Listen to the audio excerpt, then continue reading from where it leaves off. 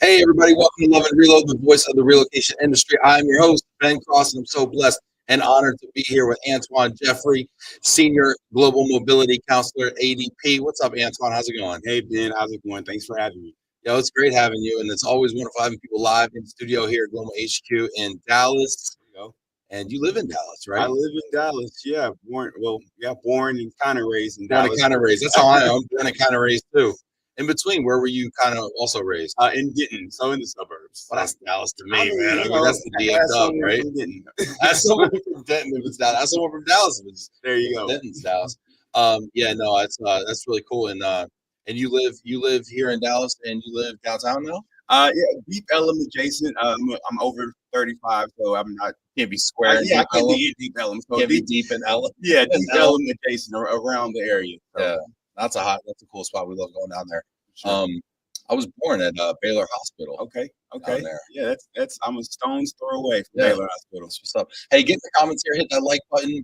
We're gonna be talking about everything from like kind of career stuff to like some of the best advice maybe we've been given over the years. We might get in a little bit into the Dallas Mavericks too. I don't know if y'all heard the things have been cooking over there. So we're gonna have a lot of fun here today. I gotta ask you though, because it's my show, so we talk about what I want to talk about. You a Dallas Mavericks fan?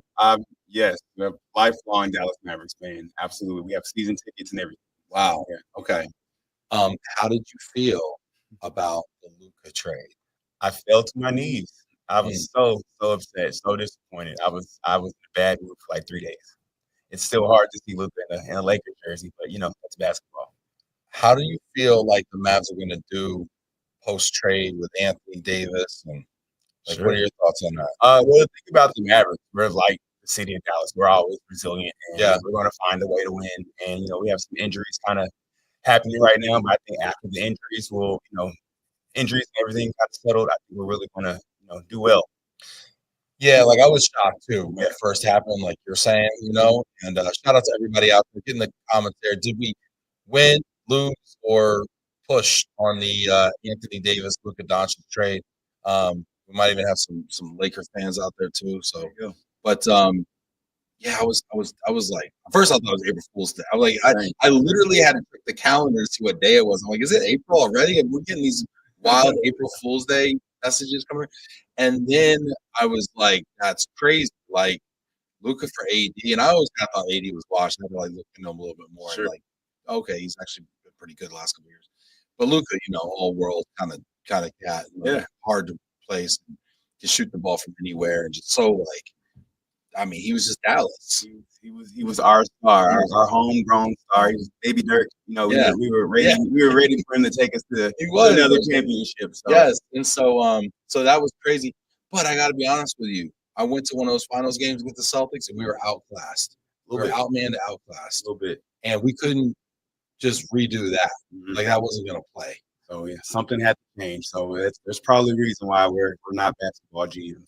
Yeah, and like Luka was so ball dominant, taking the ball down the court. I mean, he was kind of running the LeBron playbook, Mhm. playing the point forward, kind of, shooting the ball a lot, whatever. And Kyrie was ball dominant, and then we didn't have defense, we didn't have enough rebounds, whatever. And I see it now. Yep. So and the AD came out looked really good until he hurt himself. Yeah, I fell to my knees again when He ain't the only one. I mean, AD was pretty hurt too. yeah, I think we had at the same time. So yeah, I was really hurt to see that, and I really hope he has a good recovery, quick recovery. For sure. Talking about playoffs. Adrian Grimes checking in. Hey, Adrian Grimes. Shout out to Adrian Grimes on the Global team. Says really good to have you in office. MSU reunion. What's he talking about? Adrian and I actually went to college together. Shout out to Midwestern State University in Wichita Falls, Texas. Go Mustangs. But yeah, we went to college together back in the day. Yeah. And so yeah, good time. Excited to be able to still connect with Adrian after all these years. Yeah, that's really cool. Do you have a lot of people that you went to college or high school with in this industry? I feel like everybody's got one person. Like shout out to people out there. Do you have a person that you went to school with that you know from like pre-relo that is now like in the industry? Mine is Joanna Alpert Okay. now in Connecticut. She was my person that we just like ran into each other at a conference at a client event. It's like, what are you doing here? I Same. haven't seen you since biology class. Um, do you have anybody else in this business? No, just Adrian, and I ran into him kind of similar situation at a conference in Chicago, of all places. And Let me tell you what really happened, okay? Let me tell you what really happened. Adrian started at Glomo. Okay. A month in, There you he's go. like, "Yo, can I go to this conference up in Chicago?" I'm like, little early for that. Don't you think?" He's like, "No, I know one of the guys that's speaking. I mean, I think it would make really a lot of sense." I'm like, "Oh, I guess." And then he goes to the conference, makes all these friends. Everybody knows him, builds his brand. It was really cool. I'm glad it happened. But he definitely used you to get to that conference. So it wasn't just happenstance. He must have went on there, researched that. I know a guy speaking there. There you know. No, but anyway, love Adrian. It was a good time. Yeah, Adrian's a great guy. So yeah, I enjoy seeing him at the different events and stuff Yeah, like that. that's super cool. Rob Zeitz checking in, sending love from Cambridge, Mass. What's up, Rob? What did you think of that Young Kings commercial at the Super Bowl? What are your thoughts on that? It's funny. Ben Affleck, he's funny, and I like seeing him do less serious roles. Yes. So yeah, I thought it was really cool seeing him like I that. love when serious people do like comedy. roles. Absolutely. Because it's like you can still tell they're a little bit like uncomfortable, but like Yeah. he's a world class actor, so he still knocks it out the park. So For real. Retta saying, really great to see you here, Antoine. yeah, Kurt Harris says, go Mavs. there you go. How far are we going this year? I mean, I think We're the 8th seed right now. We were the 8th seed going into the playoffs last year, I think, as well. I mean, out of the games that we played without Luka, we beat Boston. We beat Golden State last night. So, I mean, you know, if we can all get healthy and really make a good run, I think I can see us in the Western Conference playoffs again. So, you know, Yeah. I'm on TV saying that. So, Yeah, I think we're definitely one of the playoffs. The question is, how deep are we going to go? here we go. But it's kind of funny because it felt like we were much better than the 8th seed Sure. last year. Sure. And I'm not sure if we were the 8 or not. I'm sure Adrian will correct me if I'm wrong. But it felt like we just kind of got through the season, got to the playoffs, and then turned it up. Turn it on. I mean, that's kind of what matters. You know, you show up where you need to show up. Yeah, I think maybe we were 5. Julian Cousins saying, hey, Antoine, nice to have you in the office. Daisy Sinclair, hit that like button, get in the comments here. Yeah, if you got questions for Antoine, put it in there. We'll ask him time. We'll tell Mavs fan base over here mentally. The rest of me, what's up? Look at this. Mark Avery says fire Nico. Oh man, getting aggressive in oh here. man, they'll kick you out the game for that. So yeah, I don't know how I feel about that. This is feeling very much like James Dolan's Knicks right now. When the ownership is like starts kicking people out for expressing themselves. I don't like that. I don't know. You know what that means? We need to have someone from the Mavericks organization on the Global podcast. Yeah, can we call somebody get Nico on the line? Someone, somebody get Nico on the line. Mark is not too busy. Yeah, somebody, or the new guy. Nobody knows the new guy. He's got to have an open calendar. Yeah, absolutely. Yeah, because somebody out there to take care of that. Or at least let's do a show down at A State. There you go. Yeah, Janet Edgar says, "Let's go, Mavs." What's up, Janet? You just came from LA though, didn't you? You just came from Cali, didn't you? So where's your allegiance really though? Janet's awesome. She's another NTR peer. Retta is Luca worth a casino? Oh man. I wouldn't have given him up, but you know, I don't know. I don't think so. Brittany says, Mark Gravy better watch out. You're gonna get kicked out. That's right. That's great. Stars hockey's #1. You a Stars fan? You know what? I don't like the cold, but I've been to a couple of Stars games. It's actually warmish in a hockey arena. It's not cold. I mean, it's not ice. It's a lot of ice. There's over there ice. There's ice in my freezer right now. It's not cold. I mean, you're right. It's a good time at the Stars game, though. It's rowdy, just how I like it. So it is a rowdy. Yeah, it's a good fan base. It's a good time. Jillian says, I don't know if anyone I went to school is in an issue, but I have a lot of fellow WestCon alumni and mobility. Sure, for sure. Adrian Grimes, go Hawks. We suck. Oh man, you had Montgomery, my UMaine buddy. Very cool. UMaine looks strong. We got a lot of UMainers. Go Bears. And that's great. Super cool. I want to talk a little bit about a lot of hockey, a lot of college hockey talk going on in the chat. Hit that like button, get in the chat here. Talk about your global mobility kind of growth pattern. And, you know, when you were hanging out with Adrian in college, you know, I'm sure you were thinking of applying your Relo career. Sure. What were you doing in college? And what did you think you were going to do? And what the heck happened to that point? Absolutely. Yeah. So in college, I was a big fan of the show Entourage. And so I just knew that after college, I have a degree in mass communication and a minor in PR and advertising. So I just knew I was going to go to LA, the Black Art Gold, and Love just it. live out my agent dreams. And yeah, that did not happen. AnTuan Gold. Get a hashtag AnTuan Gold trending in the right now. So we get all dream. So no, and then I also like to joke that Uncle Twan has lived a life, and so I have tons of life experience that can also equate to my career as well. So I've done it all. So what happened to your dreams of Hollywood representation? You know what? I had one interview at a mailroom job or something like that, and I was like, you know what, this is not the industry for me. It was just fast paced and loud, and you really have to, when they say you have to know people, you really have to know people, and so it's hard to know when you're in the mailroom. It's hard to know when you're in the mailroom, and went to school in West Texas sometimes. So that's really doesn't equate to LA as much as you want to, but we can always dream, right? So yeah, I got a similar story like that. Can I tell you mine? Please. Story. I would love freshman show business. Okay. I wanted to be in the. I was a club promoter in college. Okay. And I wanted to be in the music business because one of my good friends, who's now out in LA, worked for the Grammys and whatnot. He was working for Atlantic Records all through high school as a campus promoter, whatever, through college, whatever. And so when he got out, he went to work for Time Warner Music Group, an imprint of theirs called Asylum Records. Okay. And it was a hip hop imprint, and they had like Webby, they had Paul Wall, they had Bun B, they had I don't know, they had that those type of artists, right? Those kind of mid market, southern kind of anyway. And so he was doing this, and so he graduated before me, and I was doing my club promoter stuff on the weekends. And during the week, I was like, well, let me try to get on with him. And he's got a real talent, so I'm just gonna like come with him. Sure. And like just like do honestly, like back in the day, you always heard the stories of Puff. Like, I'm just gonna try to show up and like get on. There you go. And he was commuting. His whole story was he commuted from.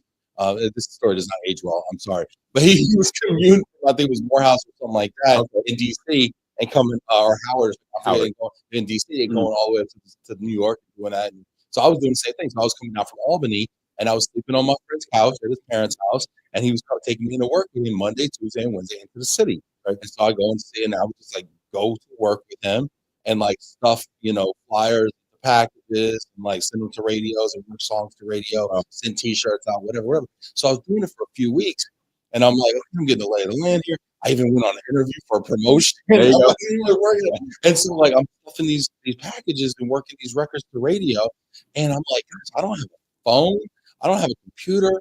And I went to the boss, and I'm like, hey, I think I'd be more productive if I had a phone at least or a computer. And he's like, yeah, we'll see what we can do. He comes back to me a few hours later. He's like, I don't have no record of you working here. You don't even work. You gotta go. Wow. And I'm like, but I'm interning. He's like, we don't know who you are. Like you just like show up and say you're an intern. I'm like, I thought that's how it works. I just work hard. So anyway, I got fired from working for free for the record. And then I took 4 Mike Jones T-shirts on the way out the door. I mean, as you should. Yeah, that was my conversation. And then on the way out the door, who opened the box of Mike Jones T-shirts? You could have said who when you left. Who? Yeah, there it is. So anyway, that was my story. I don't know if anybody else has a story like that of getting, an internship or a dream that didn't work out, but put it in the comments. So anyway, so your idea of Hollywood, being a Hollywood agent, didn't pan out. So then what happened? It did not. So I took my talents to hospitality, and so I took my hat into being. Say it like you're LeBron James. I mean, you have to do. So I went to hospitality. I was the assistant GM for about a year and a half for a regional property back in Wichita Falls when I went to college, and it was fun. It taught me a lot about customer service, and I was in charge of the wait staff and like the maids and everything like that. And they're the hardest workers in any hotel that you ever be in. So they taught me a lot about work ethic and about getting the job done. And so, being in Wichita Falls and being in your mid-20s, that's, kind of is in the move. Sometimes you want a little bit brighter and better. And so I went to Austin. I decided to go somewhere else. So I went to Austin, where I became a guest services manager for like one of those kind of fancy retail centers. They have apartments on top, and it's like a coach and a workplace kind of vibe. Absolutely, we kind of a bit fancy. It was a really good time. And however, even though I wasn't you know working in retail, I had to observe retail hours. And I think my first Black Friday, I was like, you know what, this is not for me either. Yeah. And then that's where I happened to have stumbled upon the relocation industry. Because you were trying to get out of there. I was trying to get out of there. And so I was like, maybe I'll try my hand at being a leasing agent for like apartment complexes and things like that. And I actually stumbled upon being a corporate housing company. Yo, that is a low-key, very popular way to get into this business. Agreed. So many people come through the leasing office. Agreed. Such a good sales training too. Agreed. You learn so much about yourself, but just enough about the workforce and people that you're dealing with. And I started, kind of entry level as a coordinator. I was just calling in maintenance requests for all of our apartments that we had, and I worked my way up to be like an account manager. And so we were actually, I would work at different companies and secure their apartments, things like that. I had interns I worked with every year, and so being on that supplier side really just, opened my eyes up to the relocation industry. So, yeah, wow, I want to hear more about this. We got people checking in. Hey, hit that like button, y'all. People are funny. California implants. Yeah, so here. Love Entourage. A lot of people love Entourage. Did you see Entourage the movie? I did. I wasn't. It was okay. It was all right. It was okay. So so that buddy I told you about out in LA. I got to tell the story real quick. He had his wedding at the Hummingbird Ranch. That's cool. In Los Angeles, which was also where they filmed Entourage the movie. Okay. If you remember, they're having like kind of a board meeting, and then like Ari bursts in. He's like, you sent your son to try to. Yes. That was the room that we got dressed as groomsmen. Oh, that's awesome. Yeah, we put our tux on. And if you remember the Avion Tequila launch party that they had by the pool and all that was at that ranch. They filmed about 3 episodes of Entourage or that's 3 awesome. shoots there. Yeah, it was amazing, gorgeous wedding. It was out there. I love it. Entourage is such a good show. I miss it. I love the agent, like the hustle and bustle stuff. Absolutely. Yeah, that's what really brought me into it. I was like, man, I could do that. I like yelling at people sometimes. Ari is one of the best TV characters. Absolutely. Just so much charisma. And so, Jeremy Piven, he's funny. So he's phenomenal. He's actually playing Addison Improv over in, he's playing at the Improv in Arlington. Oh, no. Either this weekend or maybe it was last weekend. People are checking in here. What's up, Adrian? We got Jack Taylor. All right, I'm going to interrupt kind of the story just real quick. I want to ask this question because I'm always trying to prioritize the comments. If you've got questions for AnTuan, put them in the comments. I will try to prioritize them. Jack says, what was the biggest lesson you learned over the course of your journey? To be yourself. To be yourself. I hear that a lot. But what does that mean? And that means you don't have to make yourself small to appease other people. Just be yourself. People are going to like you regardless. And you will be so much less anxious, and it's just a lot easier to navigate. Just being yourself. It sounds so simple. What gets in people's way? I think just the vision in their head that they have to be well liked, or that they have to be, perceived a certain way. And I figured that out a long time ago, that people are going to like you regardless. And so you might as well be yourself. And if they like you for who you are, then that's really a genuine person you want to have in your atmosphere, your ecosystem. So just, be who you are. Don't be afraid to be who you are. Yeah, I love that. And I like what you're saying about that vision that we have in our minds. Sometimes we have a vision of what a professional looks like, or acts like, or what success looks like, or how you're supposed to act for yourself. And I mean, some of that's important, right? Sure. Norms, but a lot of that's made up. It's bogus. It's all made up, and it's that's what they people want us to think. Or, that's what you have to be. Just be yourself. that what's the do yourself, everyone else is taken. Yeah.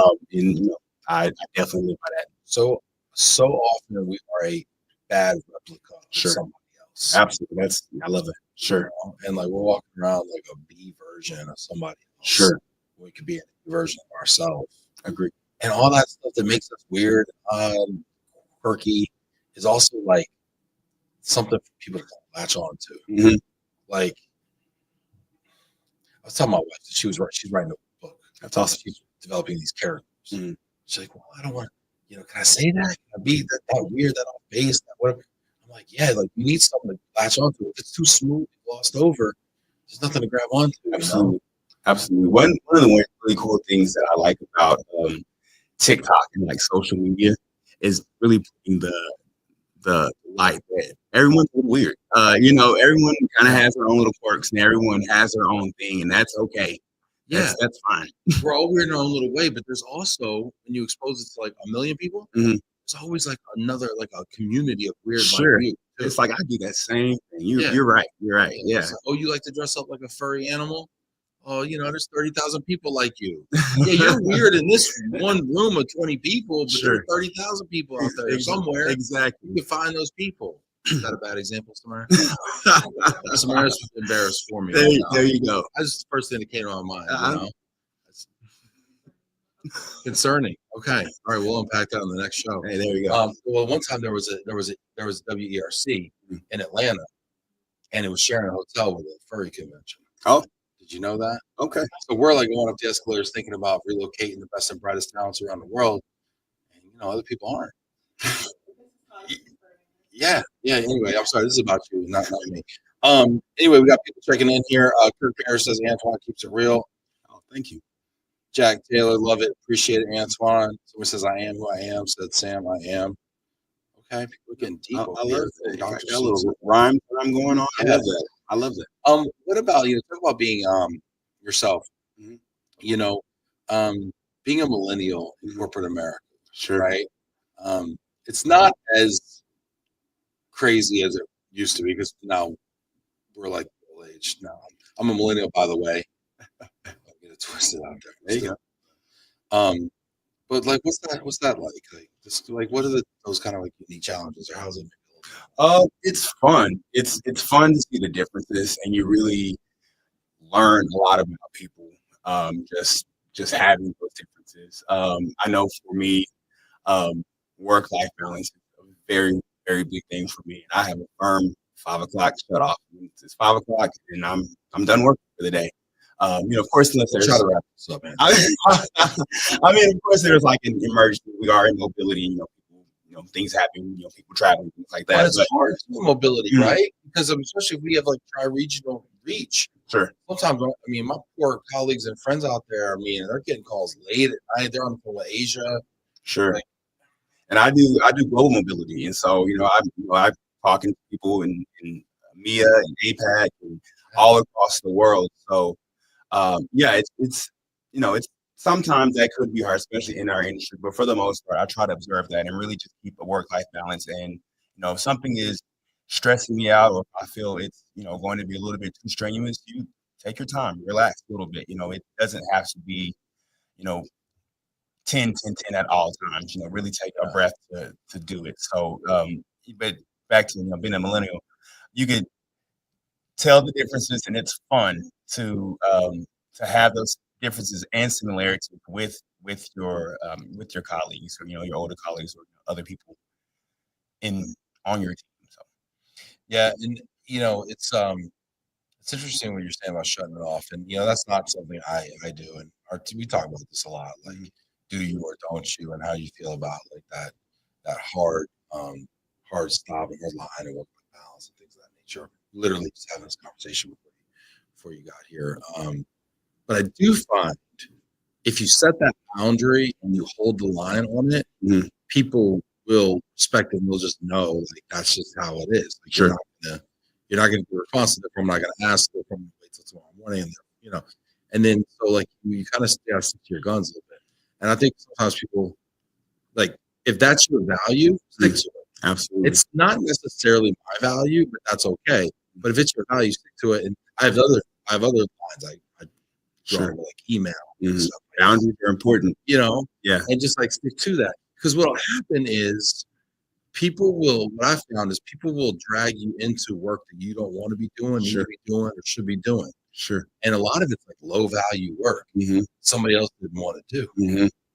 So like if you're taking it out of like guilt or obligation, now if you're taking it out of because it's a strategy and you're like, I'm going to get ahead because I'm going to take all the stuff nobody wants to do and I'm going to be the go-to person, that's cool. Do it knowingly and willingly and like, but if you're just getting dumped on low value work, it's better to not do it, let it fall through the cracks and land on somebody else's desk, or then people stop giving it to you. I'm also an advocate of speaking your mind.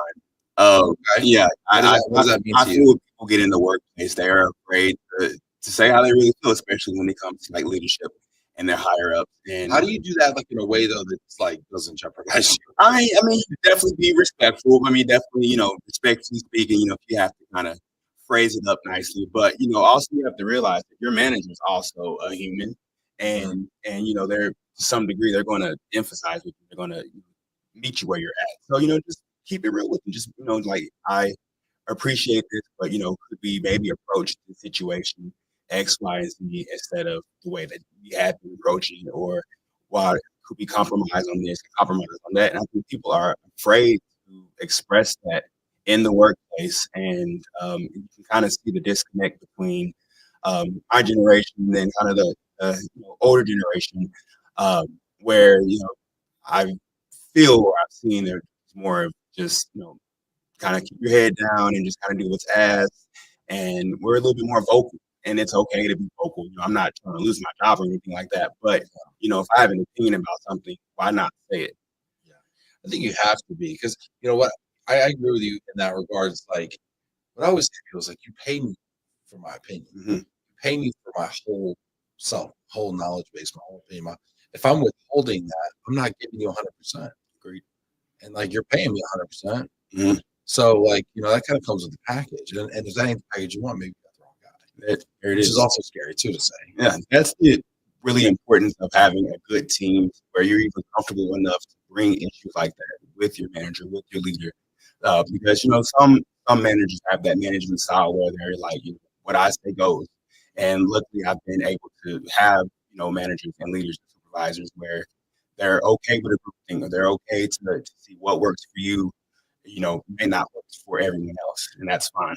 Yeah, get in the comments here. I want to know what you think. Check in with us, hit that like button right now. We're talking to AnTuan Jeffery over here from ADP, and let us know what your thoughts are there. We're going to pick up also on his work journey and everything, but Brittany's got a question. Okay. Love Brittany. What's up, Brittany? Brittany says, how many times has maintaining your work-life balance resulted in you missing an actual problem arise? That's a good question. Not much. Because you still have a job to do. Let's keep it real. You still have a job to do, so you still have that responsibility, and so it's really a tangled web. I try not to miss. I'm gonna knock on wood. I haven't missed much. I didn't know. I didn't knock on it, but yeah, knock on wood. And so I haven't, missed much. I'm thankful for that. That's just kind of me being. I have a type A personality, so I'm going to really just kind of make sure all my ducks are in a row before I, I'll officially, zone out. But yeah, you just really just have to, know your scope of work and know, kind of expect what's going to come in. If you have someone relocating from, across the world, maybe, keep your ear to the phone a little bit more than you would. But that doesn't necessarily mean you have to still be glued to your phone or glued to your computer. You can still disconnect a little bit. But, if you do have something arising, you have something coming up, definitely have a responsibility to your scope of work first. Yeah. Somebody once told me the work's always going to be there. Sure. So it's like you can work your tail off till 7 o'clock at night. You're going to show up in the morning, it's still going to be work. It's still going to be work. And so that's one of the things I try to remind myself is I can be here till 6:30. Sure. 7 o'clock. Sure. And I got to remember there's always work. And I also got to remember, am I using my time during the day most effectively? Sometimes I will start actually working at 4 o'clock. Sure. And I need to maybe think about that. Yeah. 12. Yeah. Yeah. I got to show up. Let's be honest, right? It's hard. Yeah. Brittany read Brittany Bogus read Dynamic Drive by Molly Fletcher. Excellent read. Thank you for the comment. Get the comments here. I want to know what you think about it. Um, I want to talk a little bit about mentors. Sure. Too. Sure. And I've been fortunate to have some really great mentors. Mhm. What are your thoughts on mentorship? And can you give me like some examples of mentors maybe in your life, your career, kind of where they plugged in and talk what they told Absolutely. Absolutely. I have um, I have several mentors, and not necessarily mentors that I've actually worked for, just people that I, admire and I've met throughout, just my journey. you. Yeah. Just, whether it be, family, friends, or just professors or things like that. So, mentorship is important. Yeah, why is it important? We talk about it a lot, but I don't know if we always really clarify Mhm. why in the first place people should be seeking out a mentor. Because those are people that have a shared experience, but also have experienced that before. They have already done those life lessons, and so Yeah. they can serve as a buffer or a bit of a shield, even. Or I'm a bit of a nerdy guy. They could be your guy in the chair if you're a superhero. You know what I mean? They can really serve as someone to help guide you and to guide your journey to where you don't have to necessarily make the same mistakes that they've made. Mhm. And we're all living, life is new in every making moment, every second. This is all new to us. Every time we wake up, it's a new day. We haven't experienced this day before. So, having someone that, not necessarily live that life or live that experience, it's really important to have. It's just, someone to have a mentor. Batman had a mentor. Everyone has a mentor. Yeah. So, it's just Great point. yeah, Yeah. yeah, and it was Alpha. Let's keep it real. Let's be real. And what's crazy too is like you can like usurp your mentor and like Sure. become like Batman, but still like there's knowledge. He always keeps going back to Alfred because Alfred's like that true north and Absolutely. force in his life. Absolutely. Someone that's going to help you navigate, those street waters, kind of like a compass, definitely, someone to just keep you where you need to be going. I think it's also really cool too when you think about like mentorships. Like it's hard sometimes for us to accomplish things that we haven't seen done before, Exactly. and so to find people who have done the things that you feel like I'd like to do that too. Sure. And then like I used to go up to people at conferences. I have a really weird sense of conversation. But like I would go up to people and I'd just be like, I don't really know. Really talk to them for a minute. Like so, like what advice do you have for me? For sure. And they'd be like, "Oh, I don't really know you that well, but what you know of me, what do you got?" For sure. And sometimes you get some really bad answers. Sometimes you get stuff that you think. Mhm. But I would just go to people that I just like respected. Even if I didn't know them that well, I'm just like, wow, you seem really accomplished. Mhm. That's one of the That's actually something that someone has taught me. One of my Really. mentors, never be afraid to speak, never be afraid to take a meeting, never be afraid to introduce yourself because you never know who you're speaking to. You never know the impression that you're going to make just from that little 10, 30 seconds of interaction. But how do you get the courage to do that, right? Because going up to people and talking to people we don't know Sure. gives a lot of people panic and anxiety and like freak out. Mhm. So how do you get past that? Funny you asked that. When I'm at home, I'm very much a reserved person, very much so an introvert. But you just kind of have to do it. You just kind of have to, if that's something that you really want, if you're wanting to make a connection or to excel in your industry or to, whatever your end goal is, the end goal has to be stronger than that anxiety that you have and that nervousness that you have. That's just a temporary feeling. Once you get to go in and be yourself, again, be yourself, those type of situations come a little bit easier because it's like, well, I'm going to give you all that I have, and if you don't like that, that's totally fine. I still have 100% of me, and that's okay. Mhm. Yeah. What's like maybe something else like along the way a mentor kind of imparted to you that might have kind of caused maybe an inflection point in your career or your mindset. Okay. Also, that's funny you said that, but just in the same sense, don't talk to everybody. Don't be afraid to take a meeting, yo. But you don't talk to everybody. You know, not everybody. Don't talk to everybody. I mean, it makes sense of like, don't be afraid to take a meeting, but you have to use your own discretion. You have to use, your own wits. You have to use your own spidey senses. You can tell when there's a wolf in sheep's clothing, or if there's going to be an opportunity that maybe isn't the best opportunity, or the way that you obtain the opportunity may not be the best. It may not be the best, and that could be a red flag for you. What are you looking for? Like you say, like wolf in sheep's clothing. Like, what are the telltale signs? What are the red flags? If something is too good to be true, then maybe it might be. It might be. Definitely do your research. Get on your LinkedIn's and get on your. I research everybody. So definitely don't be afraid to give it a search. Your Google can be your best friend or your worst enemy. Depends how you use it. So. Yeah, I love that, and that's been one of the hardest things for me. And like, as I've become more successful, I got there by taking meetings with everybody, having conversations with everybody, looking for the good and the value and the insight that everybody can impart in my life. Sure. And then I've had to do like a 180 almost, and then I've had to get the circle go small. Exactly. And that has been hard because when you shrink the circle, inevitably you cut out a lot of those folks that were kind of that were like good, cool people, kind of even part of like getting where you're at, friends, even I would call them. Sure. But they just weren't for that next season in your life. I love that you say that. I'm very much a seasoned type of person, and people come into your life for a reason. Yeah. And sometimes that reason is going to be a long reason. Maybe it's a short reason, or journeys are not going to be the same journey for everyone, and that's totally fine.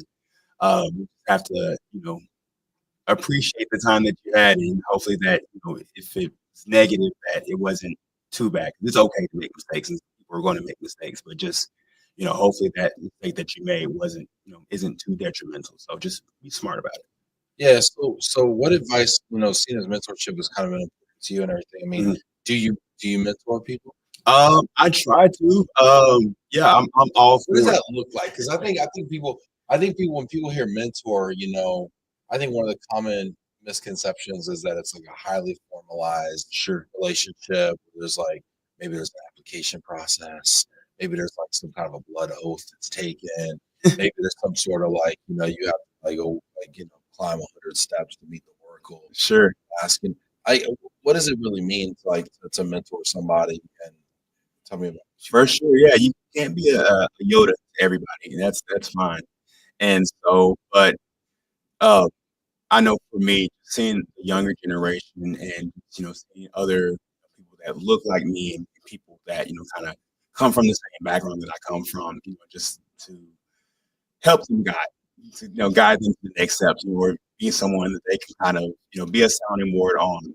I have a cousin that's just maybe 4 or 5 years younger than me, and just the smallest things that people ask, and just really kind of he really will hold on to those words and really take in what I say to him. And so it's just the hope that the younger generation is better than the generation before them. And hopefully that I can kind of help them in some kind of way. Well, like what you're describing is like someone that has like a thirst for that, and then honors that wisdom by retaining it, using it. Like that's beautiful. Absolutely, yeah. As we're getting more remote and things are more on social media, and we're the connection is not there like it used to be, and so it's very important these days to get connections and to network, and to have people that you really trust in your journey, because it's really hard to find. Yeah, that's cool. I love being mentored, and I like to mentor people as well. I don't like the word mentor either. It's such a weird like word. Yeah. Like, oh, you're a mentor. Like, it seems very. I feel I should be more accomplished. Like, yeah, like I don't know. I'm just the guy. I've lived a life. Like I said, I just have a lot of life experience that I could pass on. Yeah, mentor it's like that's a capital M, mentor. Yeah. That's hard. Yeah. Yeah, and so I struggle with that a little bit, but I do love advising people. Sure. My team will tell you I got way too many opinions just to keep to myself. There you go. So I need to get them out because they're eating me alive.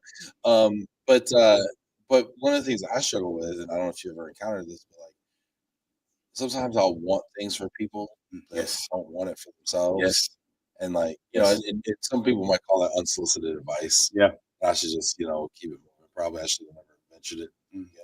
But like I'll see people that I think have so much potential and I'll be like, yo, like try this, or like have you ever considered this? Or in my life I did this and it just goes in one ear out the other, or they take and they say they're gonna run with it and they thank you for it and then they don't ever implement it.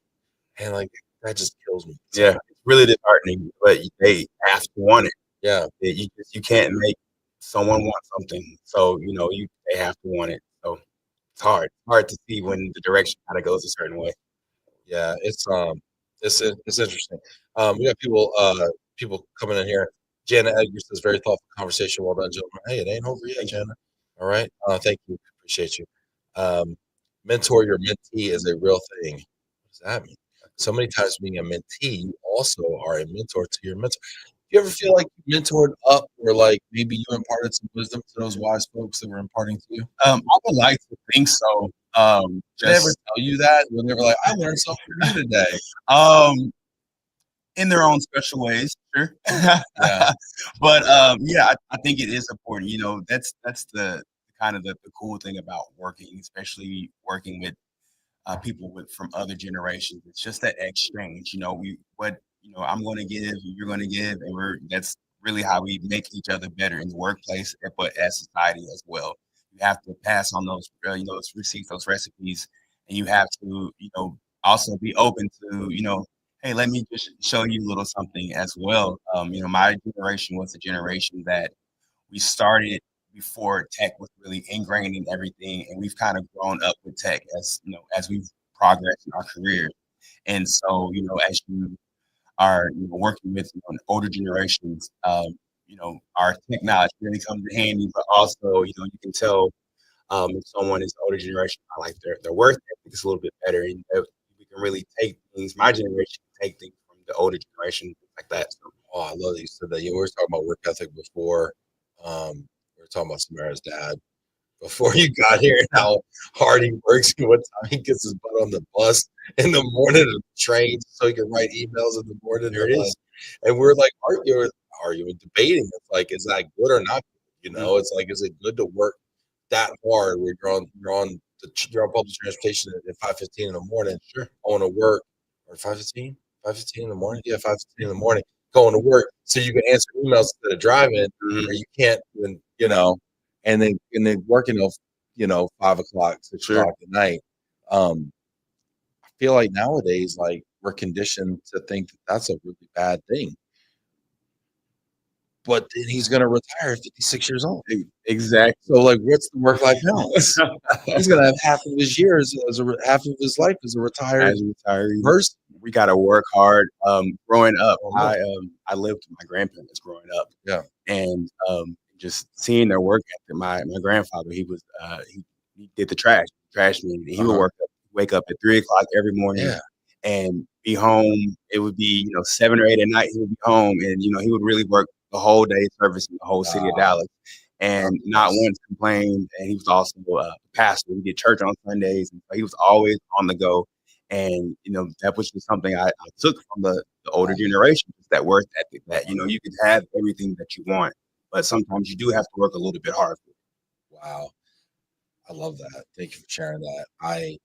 I've read somewhere like that garbage collectors are like some of the happiest people. Absolutely. Because they're outside. They're like, you see the work that you're doing. Like, how many times do we come to work and we bang on the keyboard for 8 hours? We go home and nothing looks different. Yep. And we don't know what we did. Like, how was your day? Oh, okay. I guess I didn't get fired. It was fine. I guess, like we can't see the work. I hear this more and more from people. They're like, I wish I could just swing a hammer for a Sure. living. I wish I could put drywall up. So, like, at the end of the day, I come in, there's studs. At the end of the day, there's a room. Absolutely. There's something to be said for seeing the work and working with your hands, being outside, getting that vitamin D, and like all that stuff. For sure. That's why I would never look down upon those that college isn't for everyone, or if you want to get into a trade, that's totally fine. And I tell my younger cousins, the people that I mentor, that it's okay to not follow a track that you see everybody else follow. Maybe that's not for you, and that's fine. Right. Do what works for you, and you can succeed at that because that's something that you want to do, not something that somebody else wants you to do. No, I love that. I mean, I think you're spot on. I mean, I hear people talk about AI, right? Sure. And how it's disrupting the workforce so much. Sure. The last job, the AI is going to disrupt it. Plumbers. Absolutely. Absolutely. Water that gas that needs to flow. They're getting the last laugh. Yeah, for real. Well, they're all making all these trades people are like 6-figure jobs. Absolutely. And nobody wants to. But because of like TikTok, give a shout out to TikTok, Instagram, whatever.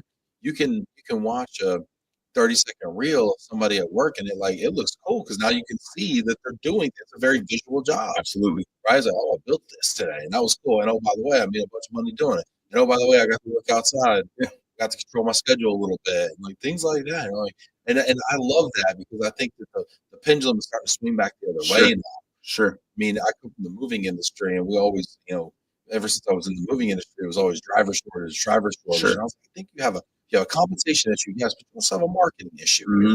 And now with digital nomadism, so well, gosh, go be a truck driver. There it is. Digital nomads all to the nth degree. It's cool, and especially people in again, the millennial generation, our generation, we don't want to be cooped up in the office all day. We want to be out. We want to see the sight. We want to be out and about with the people, and I'm finding a lot more people are happy and successful, and I love that. That's so cool. Yeah, I want to ask you a little bit about our industry too. Sure. We call it Love Relo, but I always over-index on the love. So thanks for bearing with me. Get in the comments here. Let us know what you think about AnTuan, what he's talking about here. We got people checking in. People are loving it. They're saying it's thoughtful. Mentorship isn't necessarily a corporate program. My personal experience is a simple interactions with different people who could be more experienced and are willing to share is actually way more valuable. Nice. For sure. I love just hearing people's stories. One of the things we learn in my entrepreneur group is you can't give advice because entrepreneurs don't listen to anybody. Right, by definition. You can't. Why are you laughing, Samara? That wasn't a joke, Samara. Why are you always messing with you? No, that was funny. But it's like you can't tell me what you can experience. Sure. So I can't say, yo, you should try this. Mm-hmm. I had a similar problem. What I did was this, and here's what happened. For sure. That's easier to digest as well. Yeah. Mm-hmm. Yeah. So much easier. So, yes, this is great. Brittany, work-life balance, still a duty for your work scope of work. Great words. People are enjoying this. Rob Zeitz, what up, Rob? Jack Taylor said, moving is the same way. Look what we did today. Yeah. Go into a house that's full of stuff. Sure. Leave and everything is gone. That's like an accomplishment. Like I did that. Yeah. I did that. Yeah. Like movers can just, I have a bad analogy, but I call it like termites. They can just eat everything. Sure. And like packing a truck, I get so just amazed by getting a truck packed and just the intricacies and just making sure everything fits. It's the coolest thing. Tight. Yeah. Like, man, that's impressive. Like I turn on like full uncle mode. Like I put my hands on my hips, man. That's you did a good job right there. Yeah. Like, you really feel like a super pride. Yeah. When I was talking about peel that tip off. There it is. Exactly. They're like, you see how that's set up? Yeah, there it is. There it is. This is great. Kirk says lots of praise and respect for you, AnTuan. Oh, thank you, Kirk. Like you inspiring the people. Super cool. I want to ask you talk about relocation industry and everything. Trends though, like what are you seeing from a trend standpoint? Sure. AI is driving everyone crazy. Wild, right? It's wild. No one knows what to do. Are you excited or are you scared? Can't say both. Pick one. I know it's the hardest question. I'm annoyed by it. I'm annoyed by it. I know. I know. I'm provocative. I'm annoyed by it. It's just. Why are you annoyed? I don't know. I just feel it's just natural progression of things. It's nothing to be afraid of. But also, because I'm scared. But I mean, of course, I don't want it to replace me. I want to keep my job. But but also, I mean, it could be. It could be your sidekick. You could really benefit from using AI and from implementing AI within just your normal workday. And so, don't be afraid from it. It's just like regular other technology, new technology. Don't be afraid from it. Just find a way to embrace it in your own kind of personal ecosystem.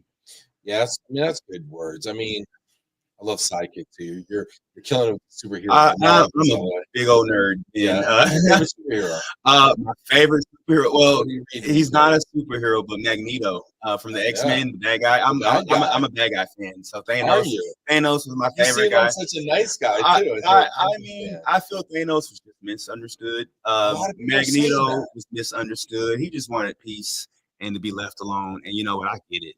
I get it. Right, because they were kind of raging against the anti-mutant, Yeah, you could call it racism or whatever you want to call it, right? That was going on, yeah. and he was just like he just took a more militant approach Just to it. I just he's based off of Malcolm X. So I was just gonna say that Mhm. because you have Professor X, He's who's Martin like Luther King. Dr. King, Yep. and then you got Malcolm X, who's Magneto. I've never heard that before. Yeah, and so it's just a little bit more just, why can't we just be left alone? Mind blown And right now. and so He's I like Plymouth Rock, and there it is. And Yeah. so Magneto, he was just Oh. misunderstood. He just wanted to be someone with his little red helmet just by himself. Little And red you helmet. you can't be mad at that. You can't be mad at No, that. I mean, when you say it like that, I mean, don't we all just want to be Don't we left all alone with don't we red all just want to be with our little red helmet and like a nasty cape, just living our lives? just out here, just like, can't I just wear a cape and a helmet? Can I live? Can I live? Said to my wife all the time. Anyway, no, that's really great. We were talking about relocation. I tried. I'm I sorry. tried. I'm Some of you sorry. out there. I need more Relo. I'm like, watch another webinar then. There's like 18 of them today, probably. Okay, so AI. Okay, I'm gonna challenge. I always challenge people when they talk about Sure. AI. Is it like legit? What is the application for real, or is it just like another chatbot like on 10? Sure. I mean, for me personally, you can use it for I do a lot of immigration checks for like remote work sometimes, and so I'm sure it could be used to kind of help with that, or just 'cause sometimes you could Google or you could have like a vendor that you reach out to, but sometimes what you're looking for just isn't there, and so AI kind of help you kind of flesh out your ideas a little bit and just kind of flesh out what you're wanting, and just I don't know, you could integrate it as far as scheduling. You don't have to necessarily use it for what it's for. You can use it for what you need it to use it for. Yeah. And so, email migration and getting your emails together, or you could have it scan which emails seem more important, so I can prioritize this first before I have to get to this. You could really use it for what you want it. Yeah. Yeah, I like the idea with immigration. We have an immigration law firm we work with. There's a so fun with immigration too. So much documentation, so much paperwork, so much. I mean, these applications are so thick. It's like, I mean, if they're done right, they're thick. If they're Sure. not done right, they're thin. But and then to have to kind of pour over that, find out what's what in there. There you go. Fine tooth comb. You can use AI to take that time. You don't necessarily have to take that time out to give that part of your day back down because you have a program to assist you with that. So. Yeah, that's super interesting. Are you using that at all in your day to day? No security protocols. As soon as we're like, yeah, we hear from this, we get it. Sorry, can't do this. No, nothing to be scared of here, but it's not safe. There it all. There it all. So we not for me personally. I use it for things in my personal life, but for my job, not the application isn't quite there yet. And I think it might be just a little bit of time for it to kind of be more integrated within kind of the corporate setting, and the corporations kind of really have to figure out how it can work for them to make sure it's of course overall safe for their compliance and things. Yeah. So. Yeah. Is there something that you've been doing to kind of sharpen the saw when it comes to AI? Because I've been kind of, I went through my ChatGPT phase, and I kind of played around with it. Sure. And every once in a while, I'll Google something on ChatGPT. thing. But I've been generally kind of scared of it and Sure. like staying away and like just kind of doing my old. I'm such an old man. I'm doing my old man thing over here and just kind of head in the sand. Is there anything you've been kind of doing to kind of stay sharp or get ahead of the curve on the stuff? You Well, could recommend to us, maybe. sure. If you are uneasy to try it in a way, research. Do your research. There's other podcasts, CNBC. Definitely. Look at the news and do your research and just with anything, make sure it's something that's going to work for you because sometimes it may not work for you, and that's also okay as well. So kind of depending on what you need it for. Is there a kind of just talking about like professional growth and stuff? Like, is there a book or a podcast or something you've read or that you follow that's helped you with your growth? Oh, that's a good question. I'm notorious for saying that I don't read books. And people like sometimes people like frown upon it. You don't read books. I read. I read, but I just don't read books. I read manuscripts, or I'll read dissertations, or I'll read. Uncle Tom's kind of smart. Yeah. And so Really? I'll read like academic studies and things like that because I just feel that it's less biased sometimes, and then I feel that those people that have kind of done the research, they did the research, and so that's just, you kind of So you trust go them right with to it. the study and like don't because you're right. When somebody writes a book, they usually write a book citing studies where they take the piece out that supports their thesis Sure. and make a book out of it. There it is. So they're curating and selecting and then therefore discarding a lot of the other research. There it is. I listened to a podcast recently. I like the Freakonomics podcast. I love economics. Okay, Yeah. so Stephen Dubner did a report on fraud in academia. Did you see this one or did you hear about that? I remember scrolling past it, and I So was you like, might want to check it out as a person that reads this stuff because sure. apparently there's a lot of fraud going on in academia, and it's simple things like, oh, I'm going to run a test on this, but I'm going to like discard this portion of the sample because of whatever reason, and then it all of a sudden creates a correlation, or maybe there wasn't one if you included it. Things like that. I mean, anyway, it's interesting. It is interesting. In college, with my college jobs, I worked in the admissions office at school. Okay. And the admissions office is like ground zero of like all the good drama goes to the admissions office. Yeah. So, there's definitely some, some things may not seem as true, or, some things are a little foot. So. A foot. I like it. I like it. This is great. Here we got people checking the analyze. Reddit says, analyze where you spend your time. Most of it would be reading emails, writing emails, building reports. Start leveraging AI with these activities. Just make sure there's no PII in it. Agreed. Find ways to get back your day. That's really like the not most important thing, but something that's really, that we really look for. How can I get time back in my day? And AI can really help you, get some of that time back so you can focus on other things that you want to work on. So funny because someone might have used AI to write that email to you. Like, hi, AnTuan. I hope you're having a great day. I'd like to follow up on the request for an exception to my household goods policy. And so they write this long 5-paragraph email about why they should get an exception to policy. Yeah. And then you use AI to sum it down to the one line of, I need an exception. So there it is. Hey Siri, tell them no. And it's like, and then we just keep it moving. So all of a sudden it's like we got the machines talking to the machines. There we go. They're talking for us. Cut through it all. It's so funny.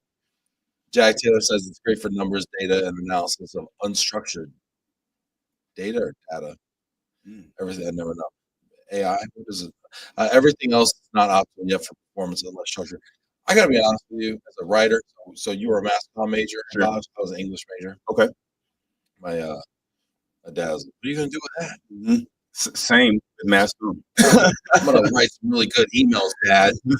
Turns out writing emails is pretty much all anybody does these days anyway. And I'm gonna have a podcast, Dad. But I really don't like AI writing. I think it's Yeah, you can tell. Mhm. And I think it's like it's good for prompts. Mhm. It's great for getting you started. Even if they write something, like, then it's easier to chisel away or tweak or Sure. edit than it is to create from scratch. For sure. So I feel that. But somebody just like lets it write it and just hit send or hits Mhm. post or whatever. Oof. Yeah, I don't it's want like, that. "Ooh, you are playing a tricky game, my friend." You know what else is a tricky game? What is that? These AI headshots. Oh, man. Can Yeah. we talk about this for a second? You know, I've never subscribed to any of that. I just we can leave CGI in the movies. I mean, Yeah. if it works for you, it's fine. No, I'm not a hater. No, I'm But if hating it on works it. for I'm you, hating it's on it. fine. But it's not something that I would It's particularly just too much. subscribe to. Okay, like if there's like okay, I picture like this. You upload your picture, Mm. and there's like a bar that you slide. Sure. Okay, and then this is no filter, if you Okay. will, and this is made me look like somebody I'm not. Okay. And like I think you can go like about this much. Like you can like powder the blemishes. Okay. Okay. But when you start like stretching the smile and like doing this with the There thighs, you go. and like you start all of a sudden, and then you got long hair now, and Mhm. like you lost 50 There you pounds. go. Like, yeah, it's Like, like I'm not sure, friend. she's an old headshot like the rest of There, us. there it is. There it is. You know what's funny about AI? And I might be aging myself, but every time I hear AI, I think of Allen Iverson. Yes, Um, AI, truth. the truth. And Yes. so I always have to like switch my brain off from like crossover to like actual work application stuff. So Were you an AI fan? I liked AI. I liked AI, but like I said, I'm a tried and true Dallas Mavericks fan. So From way back. from way, So I you mean, couldn't even AI and his cultural relevance and the way he changed the game with the crossover and just the guard play and all the things you were never like you never were like you had like a little Sixers, you had a little 3 Sixers jersey. it wasn't me. All my friends were, AI had the shoes and all that, and I'm They like, had the man, Reeboks yeah, the with the Reeboks, hexalite in the sole. and I'm like, man, I'm just rooting for Jason Kidd right now. I'm Kid rooting was for nice Michael. though. I'm rooting for Michael Finley. I'm rooting for Dirk. Philly was tough. And so it's hard to take yourself from the home team, but I like AI. He was just a beast on the court. So he was smart with his money. He didn't spend any of his like money. That's really interesting. Yeah, I saw AI at the Hilton Anatole. that's cool. We were there for a conference. Maybe it was was it ERC? Might have been ERC. Might have been ERC like circa 2015 or something Sure. maybe. And we were chilling at the Hilton Anatole. I think it was Hilton Anatole. And it's like the one with like the garden inside. Like we're hanging out at the bar, too late as I'm apt to do. And then look over, I'm like, it's AI like in the Hanging out. wild, out here, Hanging out. like hanging in the hotel bar. Yeah. Like He's me. just like us. I'm like, there was not enough liquor behind that bar for me to get the courage to go and say what's up though. Like I wanted to, and I was like, because AI is like one of those dudes that like you put on a pedestal. AI. AI. Yeah. If they named artificial intelligence after him. Yeah, I wouldn't be surprised. They should. If they haven't, they should. Because he's so nice. They're like, yo, hopefully we get that nice one day. There it is. There it is. AI. Anyway, we're having too much fun here. The answer. There The you answer. go. AI's the answer. Oh, wasn't the truth. The truth was Paul Pierce. Yeah, okay. Yeah, that's right. I get confused. I'm sorry. I'm old. The answer. I'm sorry, y'all. Hit that like button. Please forgive me. Rob Zeitz, a pro headshot photographer, can give you his feedback about how you look best. How you look best based on how you want to present yourself so much better than AI. Yeah, I love that. Yeah. Support small businesses in your local photography. Yeah. Let those local photographers use AI. Rob Zeitz, they have AI proofers to bypass AI detectors. It's actually a big cat and mouse game in education right now. Oh, yeah. Because the kids are Samara, you know something about that? Super producer Samara, they're nodding knowingly right now. Have you been using little AI to write papers, Samara? Really? So are they like just putting in what they want to write or what they want their paper to be, right? Mm.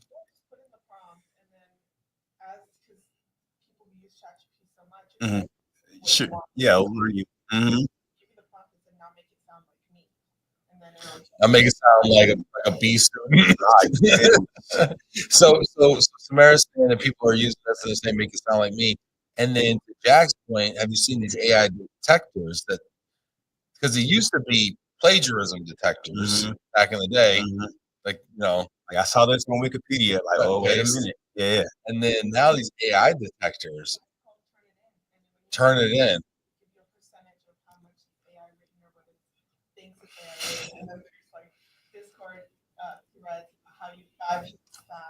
Oh boy. Discord threads about how to bypass the AI detectors. Wow. So you take the piece that it detects AI and say, redo that piece, ChatGPT, make it sound less like AI, ChatGPT. What if I'm just like super smart and like, yeah, like,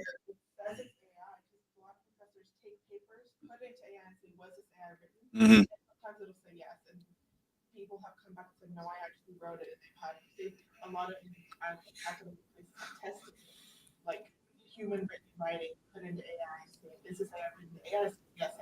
Oh wow. The AI says yes every time. So AI doesn't know sometimes when it's writing. Wow. AI can't be trusted either. Like that's the fallibility of AI and the fact that it's never 100%. We tend to think anything the computer spits out is right, and that's becoming less true. Ironically, we're trusting the computer more, and it's becoming less accurate in a way. That's funny. Maybe we're putting too much responsibility on it. Too much dip on our chip. Too much dip on the chip. Never say that. I Say it ain't so. Guacamole guac. What's your favorite dip? I like a good verde. A good verde on maybe like a 6 out of 10 on the spicy scale. Nice. Preferably served in like a plastic bag from like a sketchy place. Yo, those are the best. Where are we going? Cash only. You have the menu's a little sketchy. Where is this? Like on Harry Hines or something? I mean, Uncle Twan's lived a life. Uncle Twan's lived the life of the Verde dip. So we'll have to offline. I'll tell you where the Verde's at. So Verde Twan. There you go. House Verde Twan Gold in the house. We're learning a lot about Antoine right now. This is fantastic right now. I want it. So I got a recipe for this Verde. Right? Okay. Well, Verde just means green, right? So if it's green, it's green, right? Yeah. Does it have to have tomatillos in it? Are you a diehard tomatillo? I mean, I like to eat something. You want that roasted back here. Yeah. So sometimes you want that roast. So this is what I do. Okay. So I make a jalapeno salsa. Okay. So I'll take jalapenos, I de-seed them, demembrane. Okay. Right? Sure. Take a lot of that heat out. It's all jalapenos. Okay. Okay. You don't leave like a couple of seeds in there? I mean, like a little seed. Reserve the seeds. Okay. Test. If it needs seeds, you got seeds. Okay. Then you add them like that. Yeah, sure. You add them like that. And then so then with those jalapenos, you can roast those jalapenos and go, or I just do them fresh sometimes. I do a half an hour, whatever. Maybe a little garlic in there. Okay. Maybe I'll even throw in like a touch of like orange juice or something. Oh, that's the key. For a little sweet. Hey, that's the cheat code. I throw some salt in there. I might throw like a quarter of an avocado just to kind of get some texture there. But really, it's all jalapeno. Okay. And it is otherworldly good. It sounds so good. It's so fresh and bright. I love that. Vibrant because it's fresh jalapenos. And it's not as hot as you think because you take all the seeds out. So you're in that 6-ish range that you like to be in. I'm into it. And then you take a real deal tortilla. Okay. You fry that tortilla. So you get those thick ones, those thick crunchy. Okay. And then you dip that sucker in there. You never have too much dip for that. There you go. Behave. You know what I'm saying? And behave. Hello. All right. Let me know out there if you followed in here. There you go. I might have changed somebody's life. There you go. Talking to somebody out there. I don't know who it is. So you know what's funny? You know what? You said who was a pastor in your family? My grandfather was. My mom's dad was. Yeah. Yeah. That's super cool. My dad was a pastor. Okay. That's awesome. There's something to that. Yeah. Evangelizing about Verde right now. There it is. Tabernacle, for sure. That's awesome. Very interesting. Daniel McCoy says, thanks for sharing. It says Mr. Hand from Fast Times because I couldn't accept AI group work. That's great. Very interactive. What's up, Balaji? Good to see you, buddy. Got to have you on, Balaji. Stop ducking me, buddy. Hit that like button. Get in the comments here. Rob Zeiss, computers can't access all information, which also includes all the incorrect information. Yes, and the last thing I'm going to say about this is, how everybody's in a race to get on the homepage of Google? Yes. Or the first page of Google results. It's a big deal. Mhm. You're not on the first page. You're not anywhere. Blah blah blah. Right? Mhm. It's really hard to do.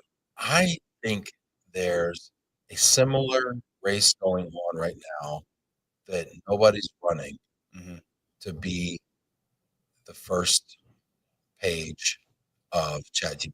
Oh, for sure. It's a Just wild west right now. say, "Hey ChatGPT, who's the best relocation management company? Hey ChatGPT, who's the best corporate movie company?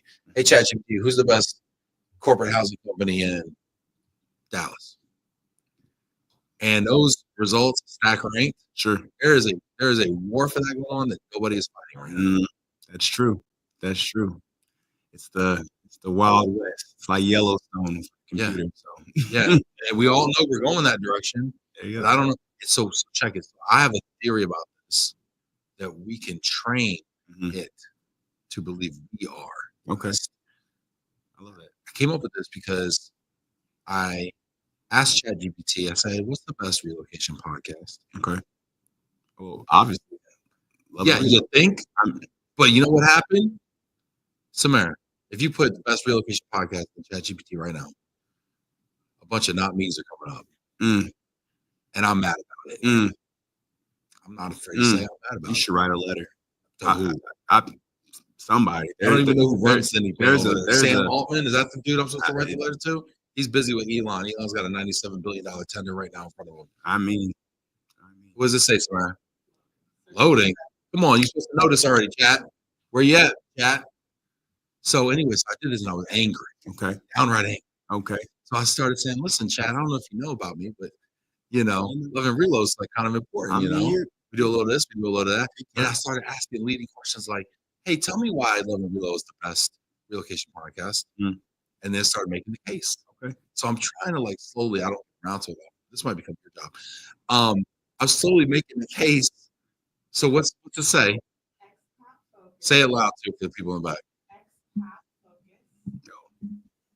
Yeah. From here to there, moving matters.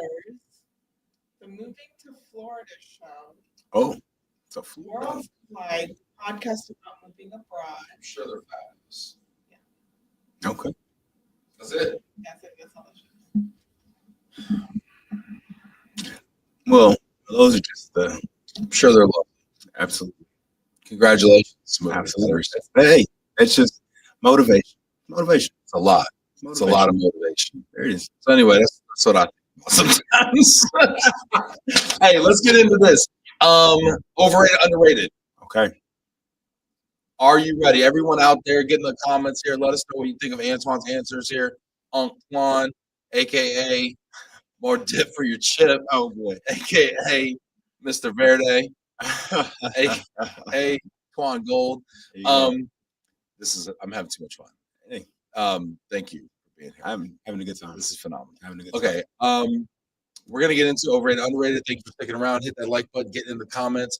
I want to know what you think of the answers here. We're gonna have fun with it. We're gonna play overrated, underrated. Do you know how to play the game? time.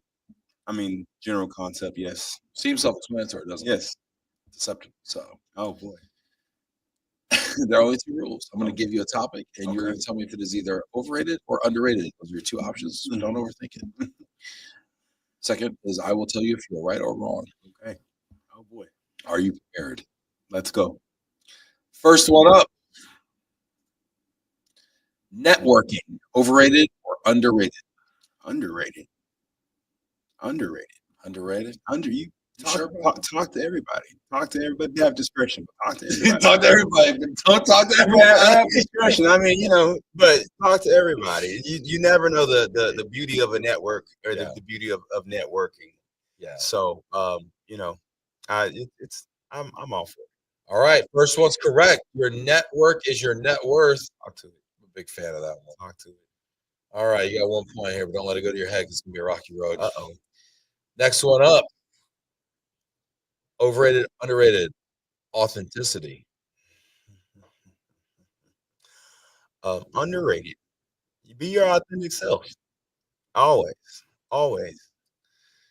It reminds me of what was that old Dave Chappelle sketch? It was like when keeping it real goes wrong. I replay that several times, probably a week in my brain for sure. Because, like, listen, I mean, obviously, you're right. It is underrated. Like, we gotta be ourselves and be true to ourselves. There's no other way to be, right? Sure. 100%. But it's not an excuse for being a jerk.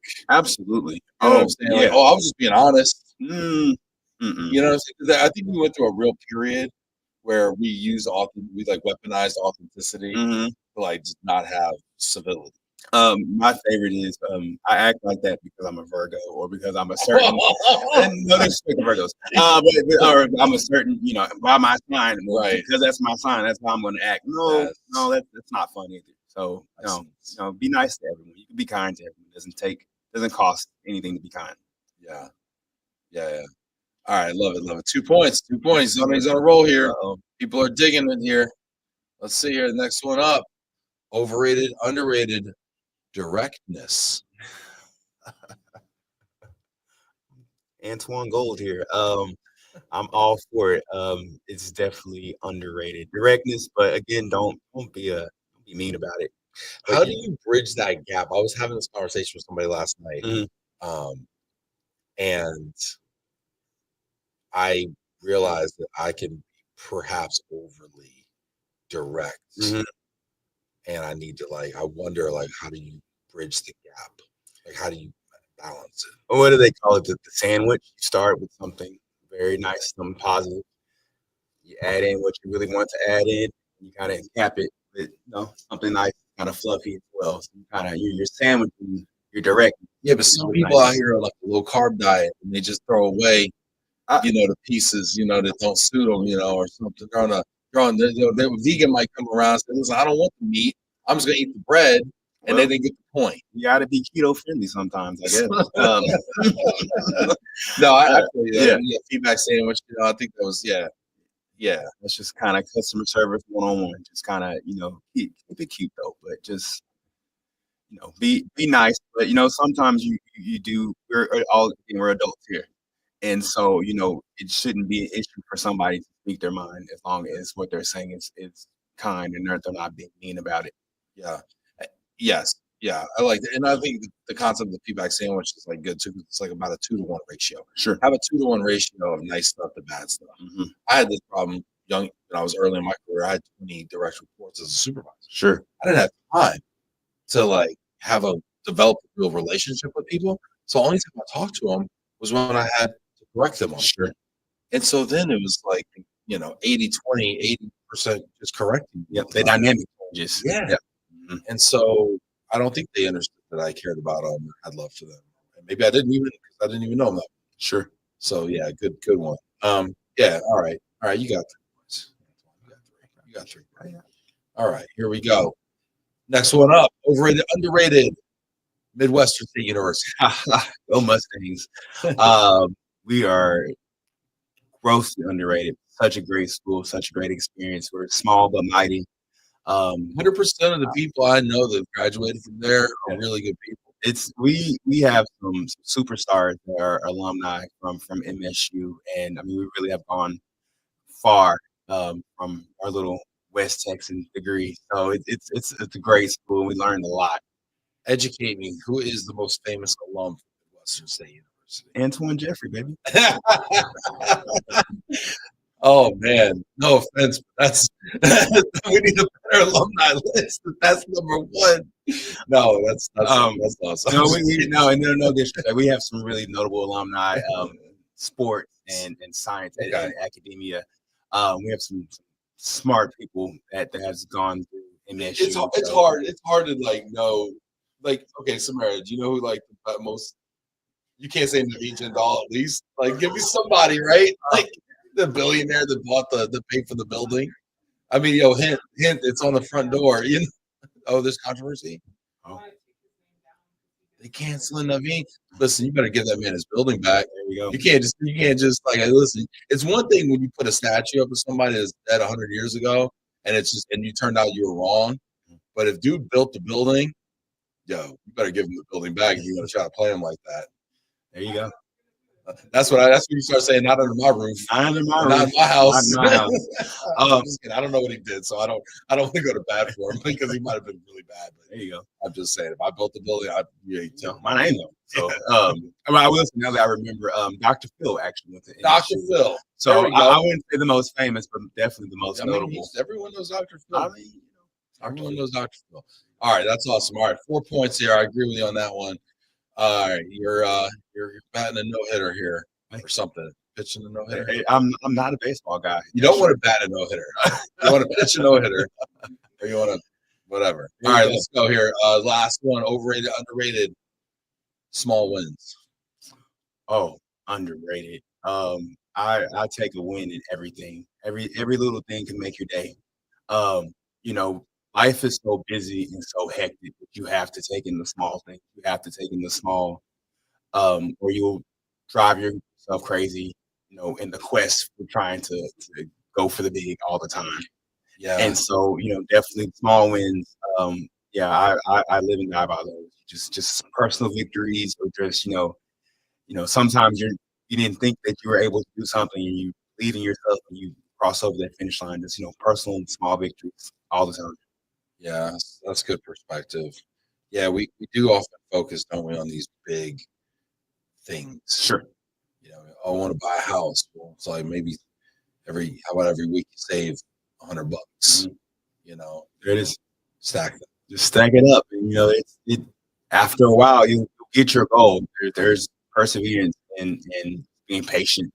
A lot of times, all you need is patience to get to where you want to be, and so a lot of people don't have that, and you just have to just go for it. Sometimes you have to believe in yourself and say, "I'm gonna do it," and want that one. Love it. Yeah, every morning we in our team meeting at 8 in the morning we start off with wins. Sure.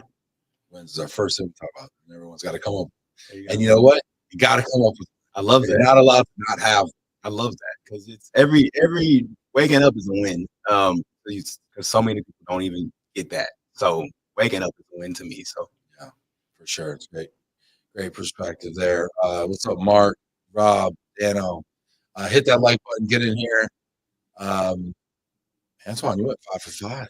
I appreciate that. I mean, that's pretty solid, right? Batting 1,000. Thank you. Shooting 1,000%. Shooting on. I don't know. 100% from. Okay. Really cool. This has been an honor. It's been a blessing to have you here. I wanted to ask you, if you want to just maybe close this out with a thought. Sure. Yeah, I love that. Just always believe in yourself. You know, don't let someone else's opinion determine your future or determine how you feel about yourself. You know, be your biggest advocate, be your biggest cheerleader. You know, if you know you can do something, then do it and excel at it and do awesome things with it. So just believe in yourself and strive.